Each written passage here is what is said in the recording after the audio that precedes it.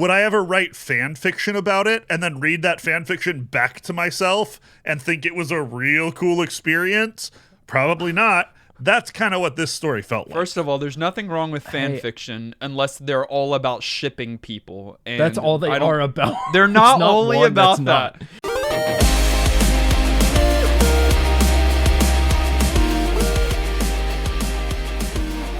Welcome to New Game Plus. This is a retro gaming podcast where three guys spend 7 days playing one old game and then we talk about it. My name's Dustin. My name is Kenny. Nolan. And this is episode 412. The question of the week is, what is a game that 100% lived up to the hype? Easily Elden Ring. That's not a bad answer from you. Because I was really looking forward to that game, and of course there was lots of hype because it was open world Souls game, and everyone was like, in my mind I was like, I want that, but then I was also like, yeah, right. And of course we saw what it did. So Kenny and I didn't enjoy our experience with the game. Because you didn't play it. I mean, I didn't play it. Nor did I. You will one day. You asked me about it the other day. I have hope you'll play I don't enjoy the experience of not doing a thing.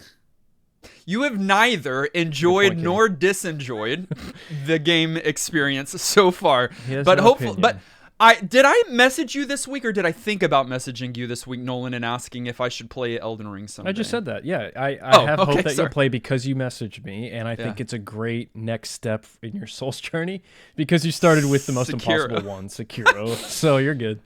All right. What about you, Kenny? Yeah, you agreed with Nolan. You're going to disagree with me. Honestly, this would be an easier question to ask if you asked the inverse. Games that didn't live up to the hype. 60 answers. Come on. Oh, yeah, it's so much easier. So I had to think about it. I don't play a lot of big hype AAA games like when they come out. So I had to dig a little, but I'm going to go ahead and just say Tears of the Kingdom. Ouch. I know. Dustin hard disagrees. I don't know if anyone agrees that it lived up to the hype.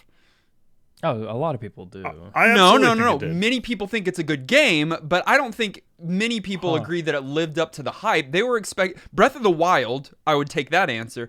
And then Tears of the Kingdom, everybody was like, take us to the next level, and they didn't. I don't feel like Breath of the Wild was hyped. Like, it was a big release, but it wasn't like... It was so a new Zelda? Was it? Yeah, it was. Okay, I was maybe that one's more accurate. But it's your answer. Give it to you. They revealed the map of Breath of the Wild, and everyone was like, "Oh my god!" And then they went and zoomed out, just and like we all crazy. peed our pants. That's a fine answer. If you want it, the game that I'm going to go with, I have two here, and I'll go with one of them. God of War 2018. That's my Breaking Bad. So I'm not Breaking Bad, but I didn't watch Breaking Bad when it came out. Okay, God of War 2018, I didn't play it when it came out. Everybody was freaking out about it. And God of War has roots in retro gaming history because of the original series. And so I had gone back and played some of those, enjoyed, but it wasn't my kind of cup of tea. But I was still excited for God of War 2018 because it was taking it a new direction, new kind of style of play. Very. So what kind of cup of tea do you like? God of War 2018, which is an action, phenomenal combat, cool story. I agree with acting, that answer because I was phenomenal. Like you, and I didn't write it off. I was just like, shut up. Stop talking to me about it. It's not the best game of all time. Shut up. And it's not, but it's amazing. Oh, we loved it. We loved our experience with it. And so, hey, you can join the conversation and let us know what games you believe lived up to the hype in our Discord. We have a question of the week channel there. Come share your opinion, and we promise not to look down on anyone. Much like the Hobbits in our retro game of the week, The Lord of the Rings, The Third Age. Overview. The Lord of the Rings, The Third Age is an RPG for the PlayStation 2, the GameCube, and the Xbox. It came out in 2004, just 3 years after the Fellowship of the Ring movie. EA developed and published this game, as they did with pretty much the entire IP at the time.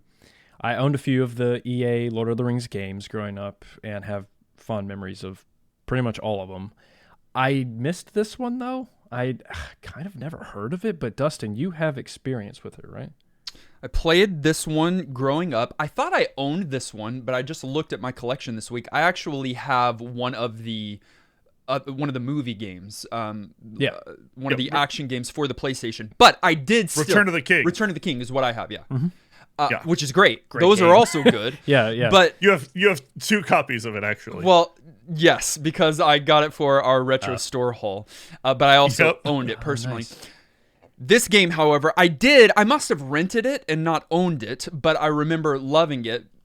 And I don't know if I even made the ties back then, the so obvious ties between this and Final Fantasy X. We'll get into it. Yeah. But I felt it in my soul because I remember having a fond affection for this game, and so I was thrilled when it was randomized last week. Yeah, and I also think with time passing and then returning to some of those games, you think, or you see those comparisons more, especially because we review games weekly now. I just have that eye playing some of those games. The wonderful thing about this game specifically in the EA verse is that you aren't playing as the main characters from the books in movies like you are in those other games. Return of the King, I had 2 Towers for GameCube and a Game Boy Advance game. However, that's wonderful. Yes, because these unique characters and the story of this game happen alongside the events of the Fellowship. What the Fellowship's up to, which I think is a brilliant and safer choice when trying to make a movie to game, and that we always complain about that genre, and I think that's a really smart way to like incorporate familiarity but still have like creative freedom with your characters and stuff. We have discovered on this podcast that games made from established IPs, particularly movies, are not always the best of and things. Particularly Disney. Often they're cash grabs, or they're made by people that aren't as passionate about the project or the IP as the original creators or whatever. And every once in a while we get something out of the blue that reverses that on us, and we'll see if this is that. Yeah. One of the things that you said, I agree with. I don't know if Kenny agrees with, and I don't know if other people agree with largely. And it's that I get the vibes from Kenny. Kenny, correct me if I'm wrong. That if you're going to play a game set in this universe, you want to play the beloved characters that are also set in this universe. And I get that. I get that desire, and I don't see anything wrong with it. I also could enjoy that. But I also, like Nolan, love this twist on the formula where you are not playing them, but you are following in their wake. I love it because it's telling a new story, and that's what I enjoy.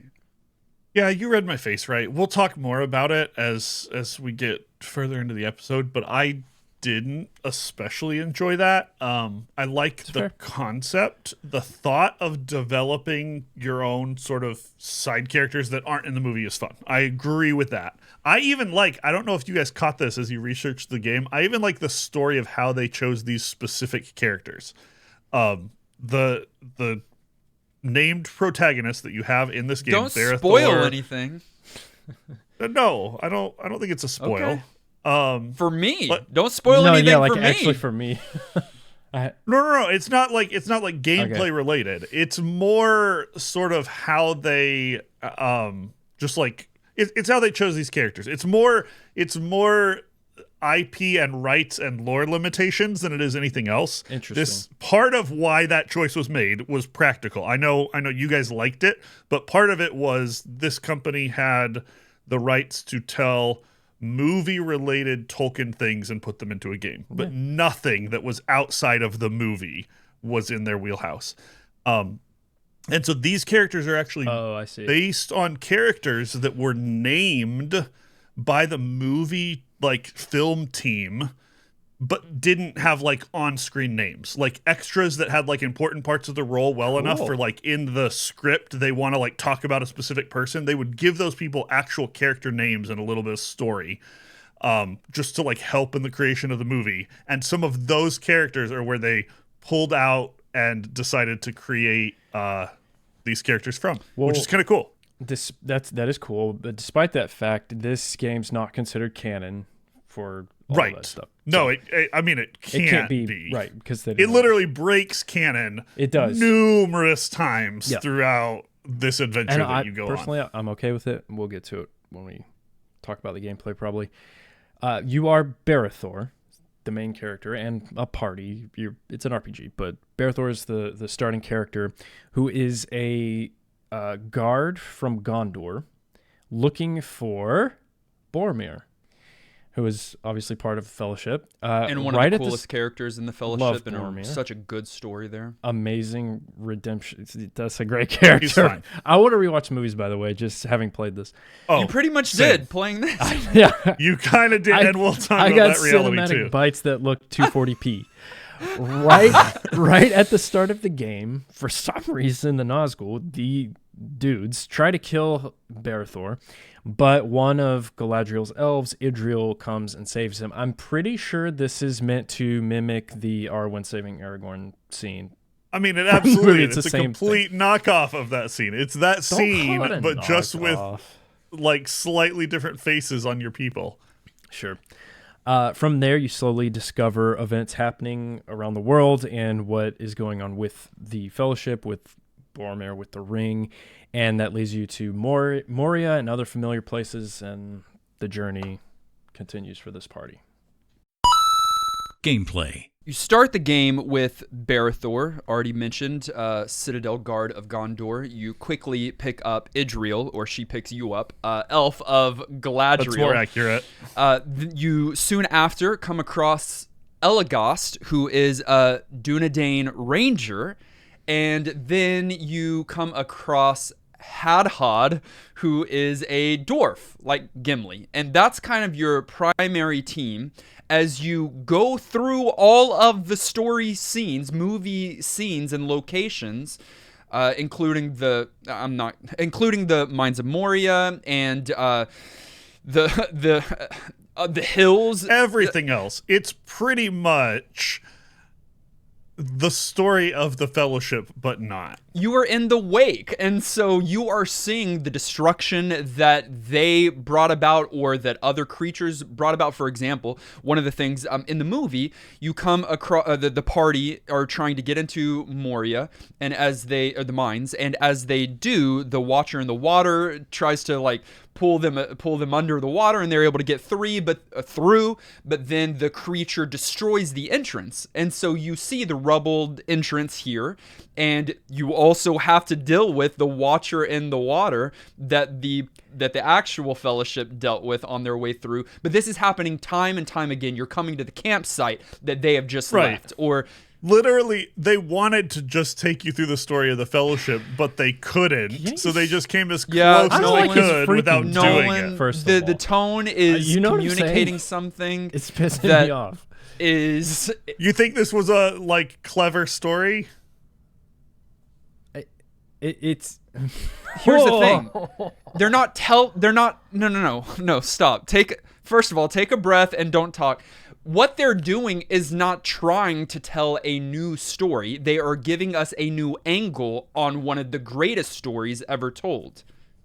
Right. I said don't talk. You also this is too beam. It's fine, Nolan. Taste. It's fine, Nolan, because it's you and me. It's too beam. And then it's him. I can't. The little moments you get are goated. Dude, you're walking through the entrance to Moria, you're like, or the mines, and something falls in front of you, and you hear Gandalf call Pippin full of a toque. You hear that Throw from up yourself there. in next time. It's come on. That's cool. I guess it's referential, but like, I don't know. It sort of cheapens the whole other thing. Would you have wanted to be a part of a Fellowship 2 following behind those epic warriors? I like Lord of the Rings, and so I would read the books and appreciate them. Would I ever write fan fiction about it and then read that fan fiction back to myself and think it was a real cool experience? Probably not. That's kind of what this story felt like. First of all, there's nothing wrong with fan fiction unless they're all about shipping people. And that's all they are about. They're not only about that.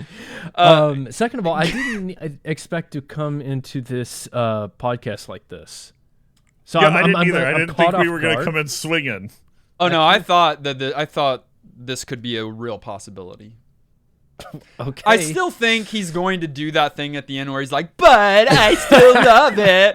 But I don't know. We'll Sounds find out. just like that. Let's It was the best interpretation. One of the things that this ever. game does is provide you with epic scenes. I believe that's what they're called. Pretty much one after another. After every, don't talk. Right. Nope. You're- No. You're giving the title that the game gives them. Yes. You're not describing them as epic scenes, though some of them are. And these are cut and pasted together scenes from the movie. Everything is from the movie, from the extended features, and so you're seeing pieces that you might not have seen before, but they are recontextualized for your party. And you got voiceovers from Gandalf himself, and who has re-recorded or recorded new voiceovers, speaking at times directly to your character Barithor, and again recontextualizing these scenes to say where him and the party are and what you're about to experience or come through. I watched every Clever. single one of them. Of course I did. Yes, they're You get an option. They're low quality, like I said. They they're are. like 240p. but I've you seen the don't movie. need to. You can go get a Blu-ray and watch the real thing. Yeah, you in could, Kenny, high quality but are you and gonna actually hit get the start real and story. Go do that? No, Uh, he's not. I mean, real. First- being around this game has put me in the mood, and I will probably go watch one of Same. the movies relatively soon. No Same. one's arguing that you can only do one. No one's saying that if you I'm like arguing this, that you should only do one. No. There can be great movies and IPs, and there can be good things that come out of that. It's not a battle of the two. And it's not fanfic. Like it don't belittle it to something like that. It's a video game, so there was. I mean, you're the one who said that it wasn't canon and can't that's fine. be. That's fine. It doesn't have to be canon for. So what? I like the combat here. So the epic scenes, yes, watched all of them. I think it's a clever way to kind of pilot the greater story happening, because no one's gonna play this game, Kenny, and not have seen or the movie or be familiar with stuff. They don't need to. It's a great way to pad out your content and to give a little bit of fan service to people who are playing this game because they love Lord of the Rings. And I'm fine with both of those things, but that's its function here. Sure. So I said it was an RPG, which is fantastic for me personally, because the EA Lord of the Rings games that I have played have not been that. Action adventure games. The Two Towers was the game that I played the most, and that's like a hack and slash kind of vehicle. The Game Boy one's a straight up Diablo. The Return of the King on GBA is like a Diablo game, and it was awesome. This is like, you said Final Fantasy X already, Dustin, so I'll just kind of throw that out there again. It's in its setup, turn-based combat for your party members, and it's random encounters. And so it's super familiar for people that like RPGs, but it's in this world, and I think that combo is really interesting here because the way they incorporated the lore and the combat system and everything, I think works great for RPGs, and kind of wonder why they hadn't done that yet. With the combat, there's two fun things that I think they did that I want to point to. One, simple. There were random encounters, and when there was random encounters, they didn't just come out of nowhere. They had the Eye of Sauron slowly glow into existence, and when it was fully, realized, then that's when the battle would commence. Yeah, that was cool. It kind of gave you a little bit of a heads up. But and I even don't the tone completely is hate like that was cool, but Yeah. So like I mean, that was cool. it was cool. It's closer. The other thing that I think they did well was a copy paste of Final Fantasy X. So not just turn-based battles, but conditional turn-based battles. So time pauses while commands are selected, but a battle queue is displayed on the side of the screen. So you see the order of your party and the enemy's attacks and can change those based off of the decisions you made. And I love how it happened in Final Fantasy X. In some ways, this is going to be crazy. In some ways, this does it even better. Maybe in a very similar way, because I was using all of my character and their unique abilities in order to postpone the enemy's attack, in order to buffer my party, in order to power down, one enemy. And I was using the full gamut of abilities and don't often do that. Yeah. Hadhod's crippling skill, dude, to prevent them from attacking is that. I loved Elagost's sleeping thing. When you're able to put an enemy to sleep. Yep. The visual representation of it works well, giving you the cue in the corner of the screen. Yep. It's very intuitive.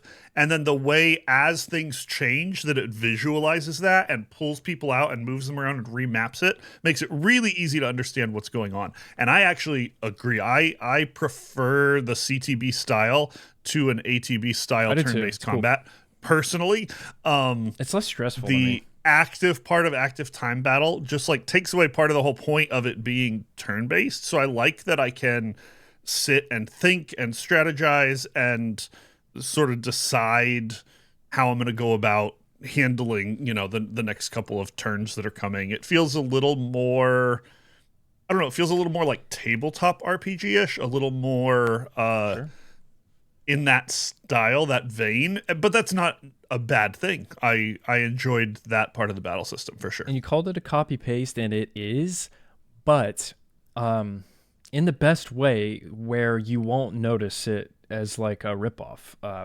I think they styled it, visually enough to be its own thing, and it's very simple. It's very and I kind of expected them to when I found out it was turn-based, I kind of expected it to be very straightforward, too much. I thought it wouldn't have a lot of depth. But I gotta say, the base, it's pretty basic, but it's refreshing to have that, because I feel like every RPG we play on this podcast lately tries to innovate in some dumb way, and some succeed.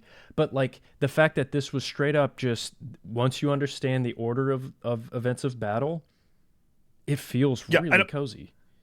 I don't want to swing the pendulum too far the other way, because this is pretty straightforward.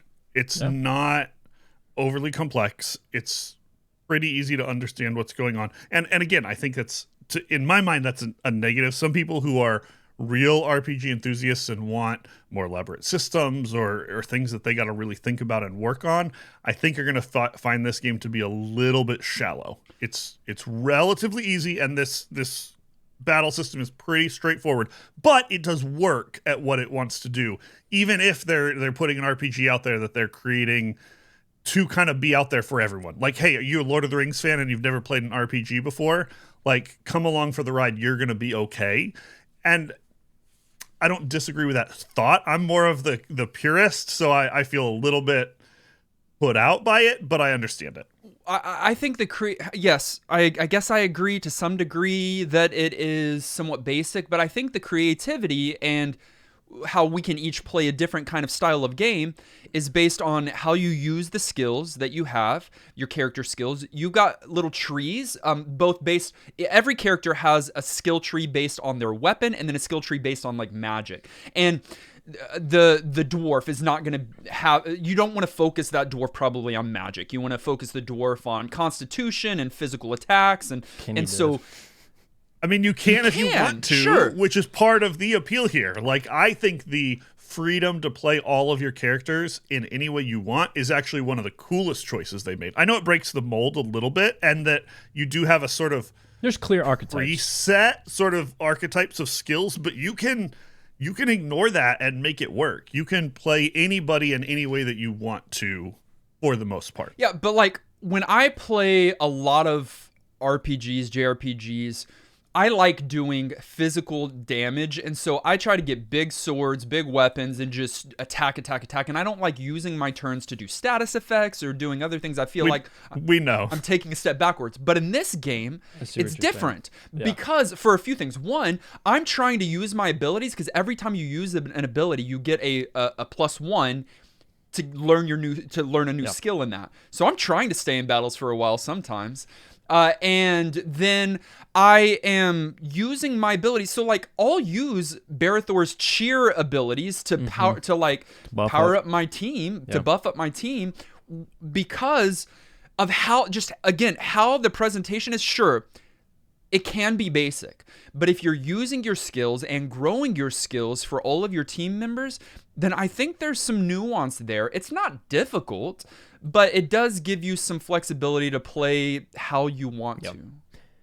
I'm surprised that the use the skill levels it up encouraged you to use a lot of different skills instead of encourage you to pick one thing you wanted to do and just do it a bunch and get everything unlocked and then have the cool stuff that was like your version of shiny, which is I think how a lot of people will do this, is lean into the fact that using those skills sort of furthers you along the tree and end up pigeonholing themselves because of that instead of like doing the gamut of skills because of that. Sure. So but I don't know. But Curious. the game itself is set up to encourage you to use a variety of Right. skills. You have some that are super strong against orcs, and so I would use those against orcs, but not against other creatures. You've got some, like the way that they even set the game up, it encourages you to be experimental, to learn, to try out new abilities, to not just stick on one. And I thought that was wise. I did find because using your skills increases your skills, there's incentive to. I found I was very much not using the normal attack almost ever. Rarely. Which is fine, but I don't know, sort of cheapens the fact that your special skills are special when your default attack really is more of a like fallback, like I ran out of it's AP here, rather than anything else. Yeah. Where I really lean into this and enjoy the added depth, though it's not too deep, it's pretty standard, but a lot of games do this for you. There is stat assigning, which felt Diablo-ish to me, Diablo 2 specifically, and I love that kind of customization. Again, I recommend not going off archetype. For instance, Barathor, I went with strength and I think dexterity, the one that the hit-based one. Same. Yeah. Maybe that's intuition. I don't remember. No. It's dex. Dexterity. Yeah, dexterity. Maybe a little bit of constitution, like Yeah. just keep him strong. And with Idriel did spirit. So it's like, Absolutely. but the playthrough, man, like the replayability is there because of stuff like that. And I'm not sure how much it will affect it late game, like if you really try to mix things up. But I love that it's there. Because again, when going into it, I thought it would just be a handholdy, do it for you kind of thing, and it's not. Now, where I do think the game could have used more ingenuity and creativity is really just in Items. I wasn't going to say that, but sure. But a lot of games just give you items like that. I mean, Yeah, the equipment's pretty boring. the amount of Tobies I got, I don't know. One of the things is called something Yeah. of Toby.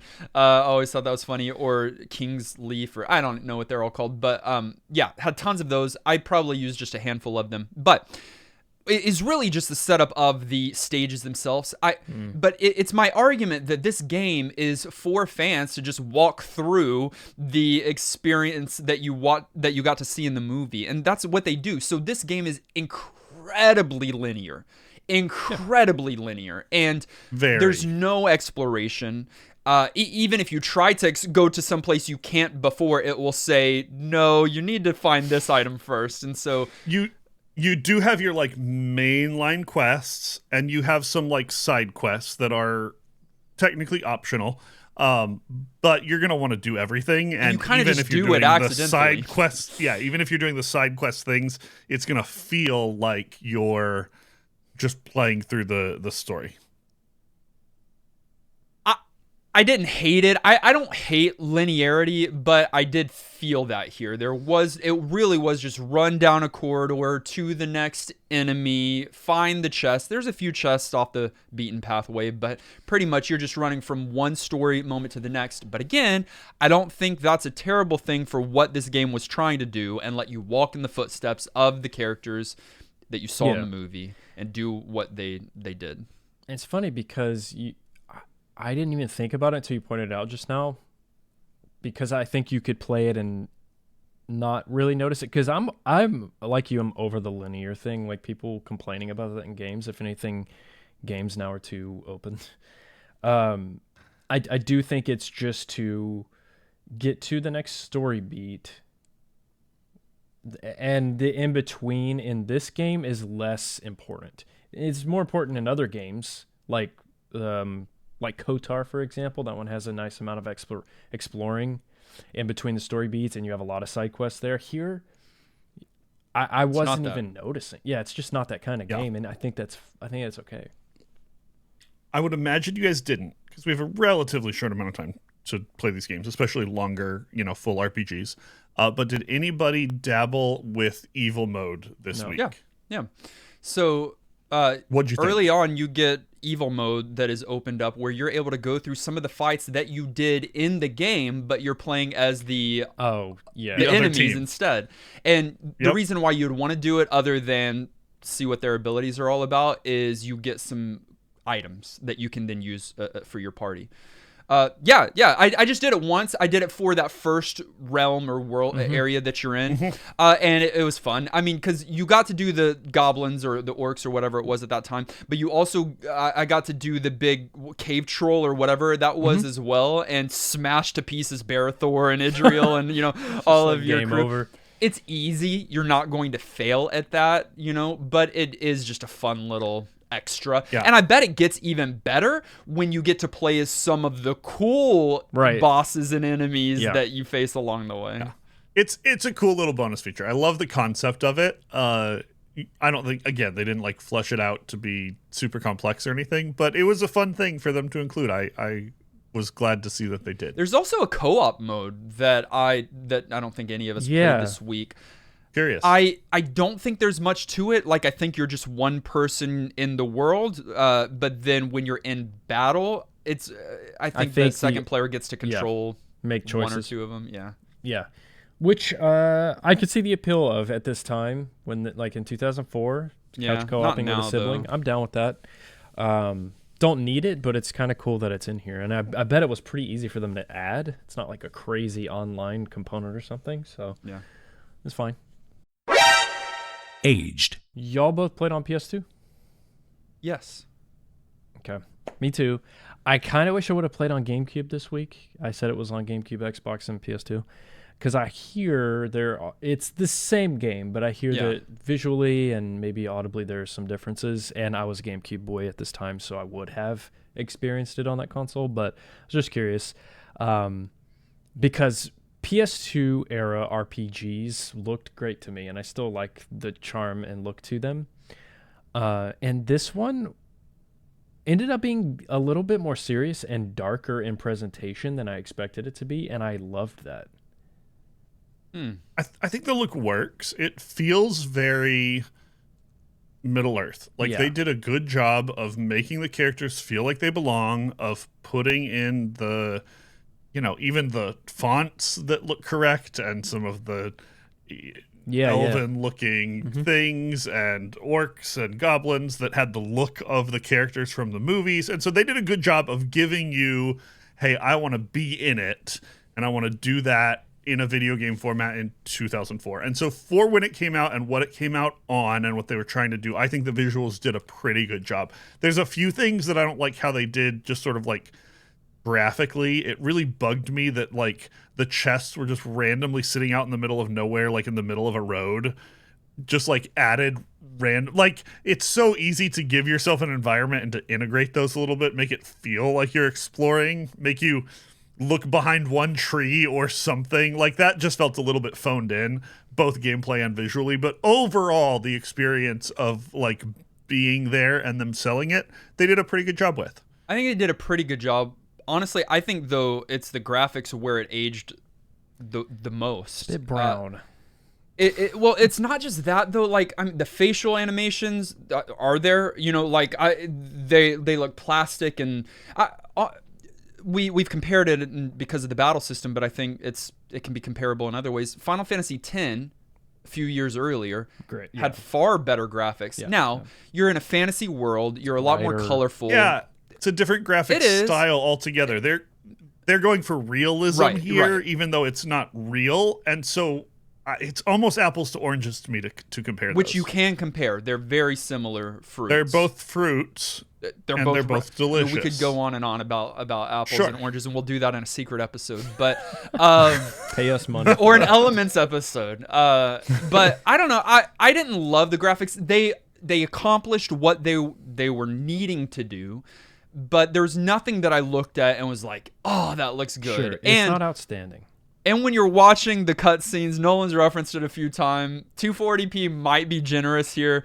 Some of them aren't the best, but you're still seeing the scenes from the movie, and it's clear. You know what's going on. It's just a clear import, or it's just a rip from the movie into the game, and I don't know how they would have like the process of doing that. Right. It's like you've heard of lossless quality. This is lost quality. Lostful quality. It's just bad. However, where it aged remarkably is the voice acting. Yeah. Obviously, Gandalf. Ian McKellen. Right? Is going to do phenomenal with his lines, and he does impeccably. But the other voice actors of the new characters, I thought all of those were remarkable. Yeah. Hold on. Does Kenny think that they had someone else act as Gandalf? Because that's not. I don't know. See, I wasn't sure. It's so clearly It's him. No one could do that like him. If it's somebody doing It's his voice, not. they did a remarkable job. No. My goodness. I think you're right, but I wasn't certain of that Of fact. And course see, I'm I right. thought it was just ripped again, audio No, clips no. that they ripped from the movie. But he says Some. Barrethor. I mean, a lot of them were, Some. but there's a lot of custom stuff yeah. too. Yeah, they had him come. They had him record, and so Sure. that's going to be phenomenal. And that was a great decision. But I also want to point out and say one more time that I even think the new voices introduced, Barethor, Idria, Yeah, all good. those were great. Yeah. Yeah, they did a good job. Got real voice actors that came in and did real things. That wasn't the best part of this game, though.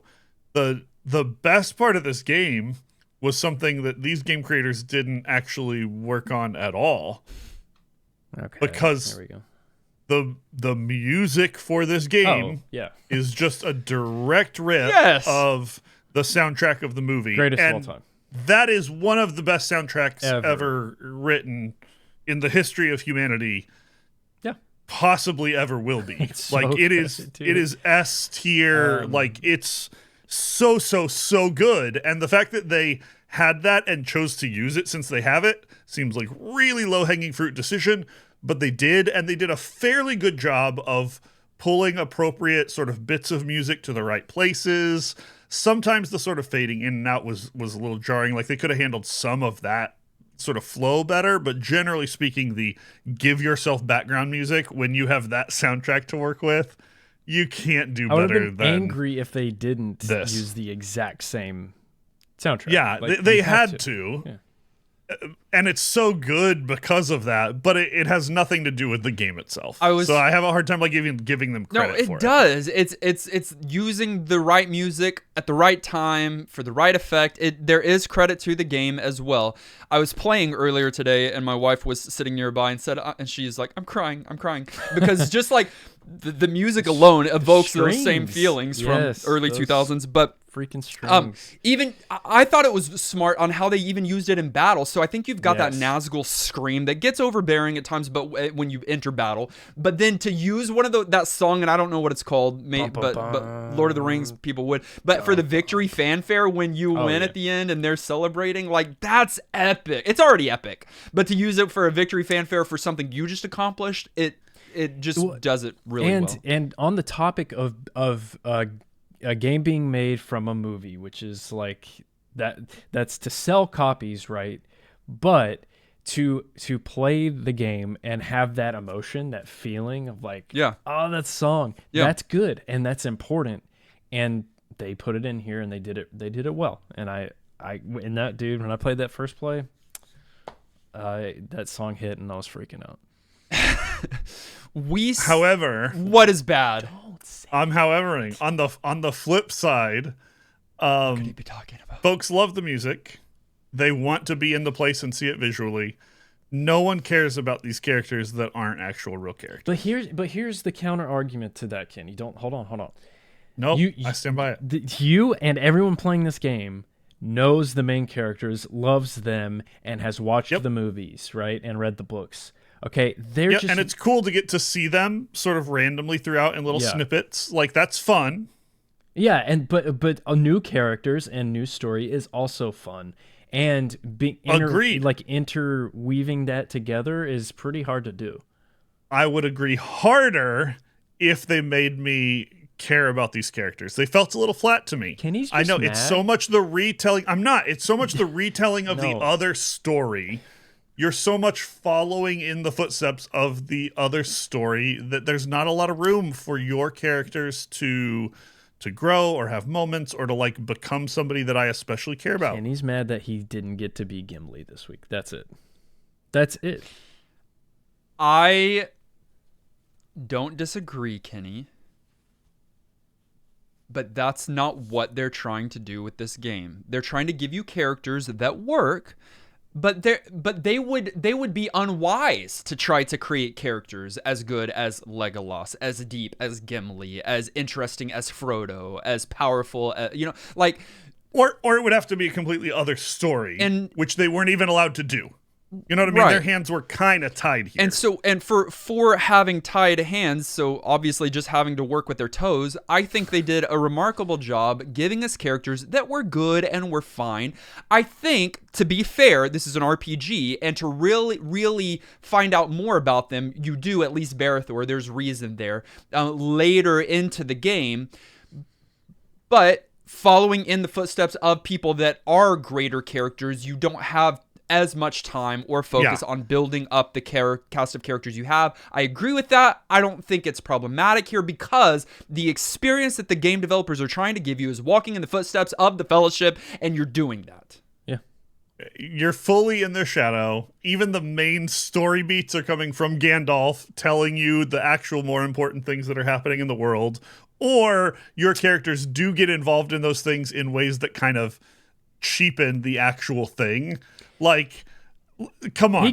No one actually has any respect for the fact that this other group had to be involved in Gandalf's encounter with the Balrog. Like, come on.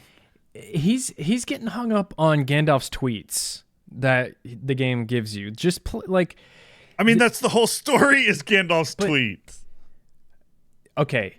Normally, I would agree with you that an RPG that has somewhat uninteresting, maybe flat characters, you could say at times, is super problematic. But this is a really unique exception in which I don't care about that. Because of everything else going on and what the game's wanting me to experience, they let me experience it. They pull that part off. The characters, I'll forget about Hod, whatever. But who cares? Has been the dwarf. Because the greatest story in Middle-earth has already been told, and we're getting to experience that from a different perspective. Yeah, there are other great games, not in this series. This is a standalone game, but in this franchise. Actually, Lord of the Rings has been treated remarkably well. Dude, I guess it's not a surprise because of the powerhouse that it is. But being EA is scary to hear, but they did well. They did great when we've already mentioned some of the other games with Return of the King and with the Two Towers. Like, those are great games by EA. But even more recently, right, with the Shadow of Mordor, is that what it? No, Shadow of Mordor, Shadow of Mordor, Shadow of War, the Middle-earth games. Both of those were held to high esteem when they came out. I only played the first one, but those were great. There was a Lord of the Rings online game, which, guys, there are some really good ones. There's even we may have mentioned this, but Kenny, I'm looking at you. There's a Lord of the Rings RTS game that came out in 2006 by EA, and I heard that one's good. Battle for Middle-earth 2. I would watch you. Dang. I'd check it out. I like that, Kenny. You also might like Gollum. I'd stream it for you. Kind of a recent release. Yeah, I guess I shouldn't say all of them have been. It's just one. Caveats. It could have gone way worse. We got a lot of good games out of the IP. Yes, it could have gone worse overall. I don't know if Gollum could have been. Oh, no. Gollum was worst case scenario. That's his worst. They apologized the day they released it. We're sorry for this. Sorry. Okay. If you want a copy of The Lord of the Rings: The Third Age for any of your consoles, PS2, Xbox, or GameCube, they're all about the same. So it's $10 around, used or loose. It is around $50 new. Yeah, reasonable. Add it to your collection. Final thoughts. At the end of each and every one of our episodes, we determine whether or not the game gets our vote for New Game Plus status, which is our general thumbs up or thumbs down. It does require 2/3 of the vote to swing one way or the other. Nolan, begin. Okay, this is the way to do a blockbuster movie-based video game. Nods that fans will respect while crafting your own story, characters, and journey. And to do that for Lord of the Rings, we've said one of the biggest stories ever told is scary. And this game could be garbage. And it is not at all. It's fun to play, solid RPG with solid mechanics. The combat's fun and easy to understand and familiar, especially if you play Final Fantasy X at this time or now. I really, really love this game, and it's no surprise. I went in pretty hype when this was announced because I have had really good experience with Lord of the Rings games, and I add this one to my collection, literally and literally. It's good. Literally and literally. That's one yes. Kenny, don't mess this up. I'll get this out of the way because you guys are scared about what I'm going to do. Yes. It gets New Game Plus from me. Okay. But let me say some things, given that it does. Nah, you're good. Because, no, I'm not. I need to vent You for know a what? little You're bit. not allowed. It's worth noting that for me, this one gets a yes just by the skin of its teeth. And I'm talking barely. The core game is solid, if too simple. It's a nice looking RPG and it lives in a kind of fun setting. But the story is shallow at best and feels like a secondhand gimmick at worst. Some of the best parts of the game, the music, aren't original at all, so we just can't give them credit for it. There's nothing wrong with their choice to use it, but it's not like they did anything to earn their awesome soundtrack. And the characters feel pretty boring. Not to mention, the story is just, we have the Fellowship at home. Like, it's literally just... That's all it is. There's enough good, despite all of those complaints, that I think people will generally enjoy themselves for the most part.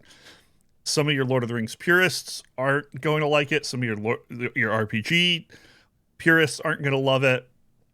So I don't know.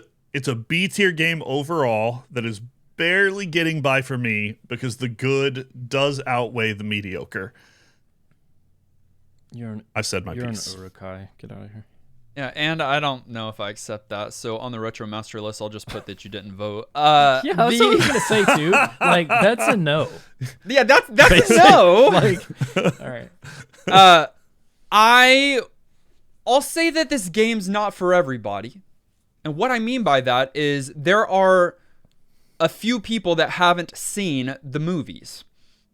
And if you haven't seen the movies, I don't think that you should play this game because you're going to be missing what... Do not play this game. You're going to be I mean, it's all fan service. It's You're going- turn.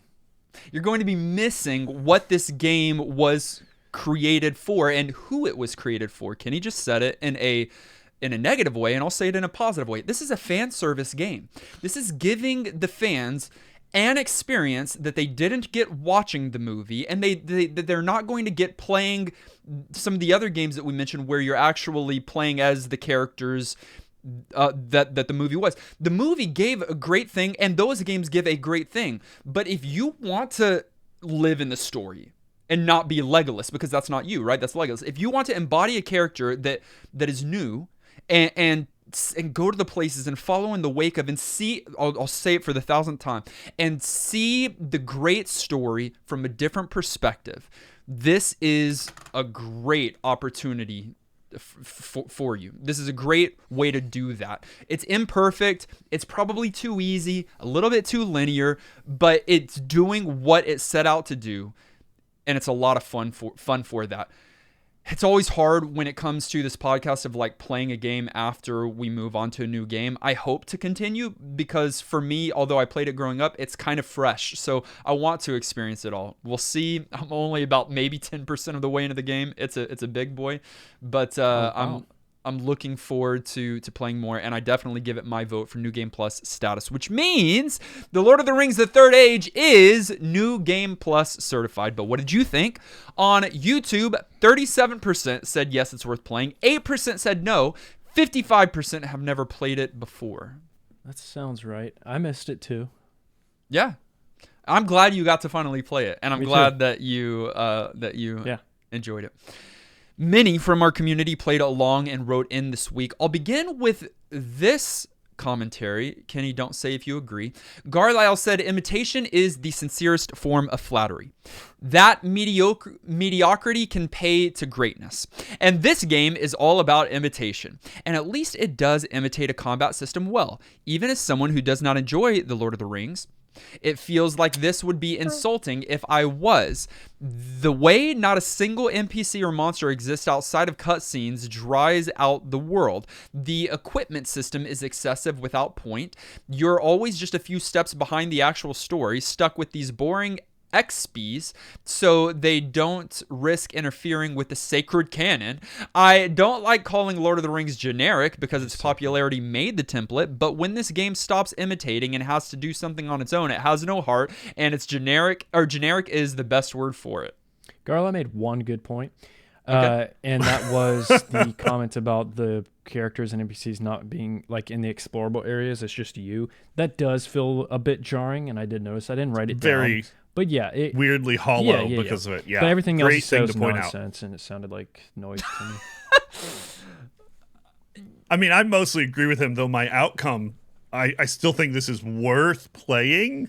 All of his criticisms are completely fair. However, Cecil said, let's get the negative out of the way. The story and the characters, narratively, are clearly the weakest part of the game, which, for an RPG, Yes. and something based off Lord of the Rings, can make this an instant no for some people, and I can respect that. I remember playing this game from start to finish as a high schooler, and I couldn't tell you a thing of what happened before my revisit, which, again, is not a good sign. Everything else, though, is solid and well done. The presentation is much in line with the movie, with the music being directly from the film's soundtrack. The combat is really where this game shines for a turn-based game. The moves are unique and feel useful throughout the game. Each character has a role they fulfill in the party that makes them worth switching to, and the ability to distribute stats gives you a way to excel and sometimes break the game in satisfying ways. I do like what this game does, even if it could be so much more. NGP from me, although not my most enthusiastic recommendation. Yes.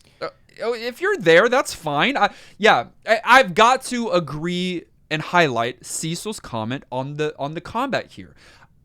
Yeah. You could take Final Fantasy X and just copy paste it and it'd be good. You could take Final Fantasy X's combat system and make it bad. They took it and they did their own thing with it, and Yes. I think that is so good. Agree.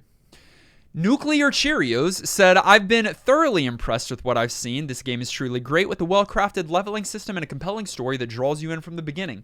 I have to admit that I forgot about the game for a while, and it wasn't until it got randomized that I remembered it again. Unfortunately, I had sold my Xbox, so all I had was the disc. But even with limited playtime, I was able to appreciate what the game had to offer. One of the things that I found particularly interesting was the ability to play as the villains. It's a unique and somewhat tacky mode, but it's also a lot of fun and adds an extra layer of depth to the game. Overall, I think this game is absolutely amazing and deserves all the praise it has received. I really hope that it receives NGP status. It is tacky. That's a good way to describe it, but I love Tacky, that. yeah. But because not a lot of games did that or do that, where you can Very kind of be the few. bad guy. Left 4 Dead, we played recently, does have that Yeah. mode. But it's kind of cool that they put it here. And finally, Brojim said, the fact that Ian McKellen does extensive voiceover work for this game really tells you all you need to know. The draw is a decent RPG with the full LOTR movie treatment, but there is not a lot of other aspects outside of that when you consider what a bloated genre RPG is. It almost strikes me as a new D&D group getting together to play a campaign, and the DM set it in the Lord of the Rings universe. It has somewhat complicated but fun mechanics that it kind of teaches you as you go, some shallow and heavy-handed role-playing acting that doesn't go beyond the expected tropes, and a journey more in your imagination and cutscenes than actual gameplay on screen. I'm glad I played it, but I can't say it's worth going back to unless you somehow don't have a backlog like mine. But man, would GameCube era me have eaten this up. It probably should have been held up as at least a good example of a use of a movie license. Yeah. Better than the now. I'll totally agree with that. We're all saying, I'm pretty much saying the same thing. Y'all's attitude and tone is right. You know what I'm saying? It's the tone. It's the freaking tone. I agree with. I think what's happening is everybody's agreeing with me, and y'all have a slightly too enthusiastic tone, but we're all on the same page about the tone. Generally. Except Carlisle. I think Carlisle would say mad. no. He's mad. Well, yeah. He also doesn't like Lord of the Rings. Right. He Which might is be on the another page discussion. before. It's fair, but he brought up some very valid points, so I'm not knocking it. For now, we are setting aside the third age, and we are not randomly selecting from our massive retro master list. Instead, we are selecting from a much smaller pool because it is time for a producer poll. Yeah. I forgot about this, Hyped. and I'm very excited. I'm very excited. Stats by Shane. We've got 11 games submitted for the PC. That's the most. That's the most console specific. Wowzers. Nice. And then 10 games for both the NES and the GameCube. Ooh. Okay. 5 votes for Donkey Kong 94 on Game Boy and 5 votes for Super Mario Sunshine on GameCube top out the most votes for any game. Oh, snap. Sunshine. Okay, so there's is a in lot of PC games, but they're all different. It's not only PC games, but yes, we're spread pretty thin here because we've got games like Kingdom Hearts 2 that was submitted by Joey. Too soon. Okay. Twilight Princess from Megatroid. Oh, my. Ooh. Dude. Crisis Core is now available from Elias On X. PSP? Yes. Oh, my Weird. gosh. And even Weird. Star Wars Jedi Knight 2 from Bro Jim. Okay. 2 big IPs I would back actually to back. I would love to do a Star Wars game. We haven't touched Star Wars. No, we did Knights of the Old Republic. We did. I don't like Star Wars games. Out of those games, and just a few more, because this is the smallest pool we ever do, we are Right. Yeah. randomizing now.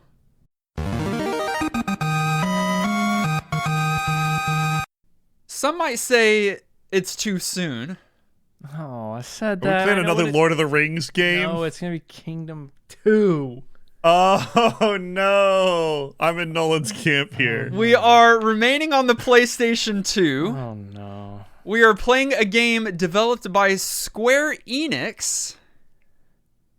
This game was submitted by Joey, and it is the second game in the Kingdom Hearts series. For the first time, Kenny and I are going to be playing Kingdom Hearts 2. Okay, I said that negatively. This game's amazing. Hey, dude, what if I fall in love? You will like it better than the first You one. might. I'm almost guaranteed. It's a fantastic improvement on the first game. Because even thinking back to the first one right now, I want to throw up. That's so extreme. You spend way too much time on Tutorial Island. You do. Just play. Okay, second one is actually the intro section on the second game is so good. It's not. Did who you we think it just is. play Kingdom Hearts? Like, just played I a feel Kingdom Hearts it's game. just Get 5 over games it ago. and jump in. Okay, Grab I'm Donald. here for it. Okay, I'm me here too. for it. Wait, okay, yeah, I Donald love and these Goofy, guys. yeah. Oh, yeah. All right, we're staying on the PS2. Thank you, Joey, for submitting this game. Find a copy of Kingdom Hearts 2 and play it along with us this week. Gorsh. Did y'all hear that? Yeah, that was Donald Duck. Hey, we have a Discord server, discord.gg/newgameplus. We want to say thank you to those of you who support us financially by heading to patreon.com/NGP podcast. And that includes our large list of producer level supporters who get some really cool perks like producer pool episodes. Yeah. So we want to say thank you for your support and for your opinions on our game that we're going to be playing this week. From all the following people: Alex, Alias X, Amarlin, Antonin, Ben, Big Dude, Craig, Dustin's 5 o'clock Shadow, Garlisle, Gimbin, Hallex, Harold, J. Robert, Jake, Jared, Jordan, Joey, Justin, Kenny's Beard, Clint, Knickknack, Corey, Levi, Maxima, Metroid, Megatroid, rather, Miss Muso, Not Enough Dog, Riff, Sajin, Shane, Shauna, Psycho Mantis, Thomas, Turtle, Unbedavable, and Zion. Thank you to our director level supporters: Arlen Yuki, Bro Jim, Super Hypered, The Kentucky Kid, and Siegfried. And to our newest set of patrons who are supporting us for the first time, or in some cases have upped their contributions: Adam, Sasser, Stephen Fox, who is now a producer, Hey Brother, who is now a producer, and George, who is also now a producer. Hey, brother. Welcome. Some people trying to get in a producer pool, it sounds like, and we're sounds glad like to that me. you were able to get there. Sorry it didn't work out for you. If I heard correctly, Nolan's mustache is the only one that's no longer a producer. So if anyone would like to rectify that, because I'm good. Kenny's got facial hair there, I've got facial hair there. I don't really have it anymore. Oh yeah, well, there's some stash there. I'll shave it tonight. You can follow us on our social media. That's Facebook, Twitter, Twitch, TikTok, and YouTube. All of those links are in the show notes. Listen on any podcast provider of your choice. Make sure you subscribe so that you're the first to get new NGP episodes. And while you're at it, please leave a kind rating and review. Our video episode was edited by our friend Dylan. Our audio episode was edited and produced by our friend Dan Willett. Join us next week as we play Kingdom Hearts 2. Until then, I'm still Bilbo. Baggins? I'm still undecided on which character I am. I forgot to hit record. I'm just kidding. It's not a funny joke. And this has been New Game Plus.